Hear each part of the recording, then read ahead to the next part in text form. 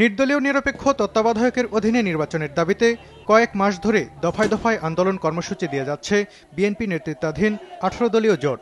কেন্দ্র ঘোষিত এই কর্মসূচিগুলোতে ঢাকার বাইরের বিএনপি নেতাকর্মীদের রাজপথে সক্রিয় দেখা গেলেও রাজধানীর চিত্র অনেকটাই আলাদা। বিচ্ছিন্ন পিকেটিংয়ের মাঝেই সীমাবদ্ধ রয়েছে এখানকার আন্দোলন। লাঠিচার্জ সরাসরি গুলি বর্ষণ করার মতো ঘটনা ঘটাচ্ছে।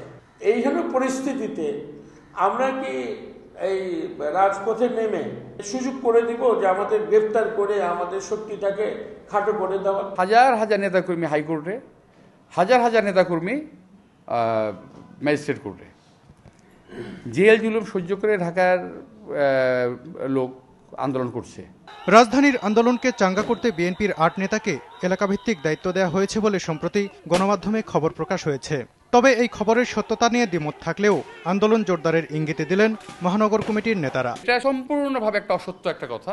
স্পেসিফিক দায়িত্ব দেওয়া হয়েছে এ বিষয়ে আমার কোনো রকম কিছু জানা নেই। ১৫টা নির্বাচনী এলাকা শহর, সুতরাং এখানে আন্দোলনটা জোরদার করার জন্য আমাদের শক্তিকে আমরা আরো সংগঠিত করব, এটাই তো স্বাভাবিক। ঢাকার আন্দোলনকে শক্তিশালী করার মাধ্যমেই দলীয় নির্বাচন প্রতিহত করার পাশাপাশি সরকারের পতন ঘটানো হবে বলে হুঁশিয়ারি দিচ্ছেন তারা।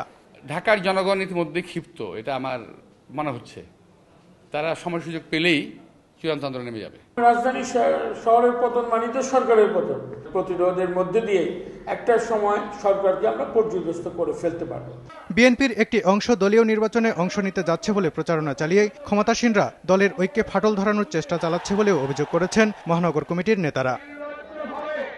সালাউদ্দিন সুমন, সময় সংবাদ, ঢাকা।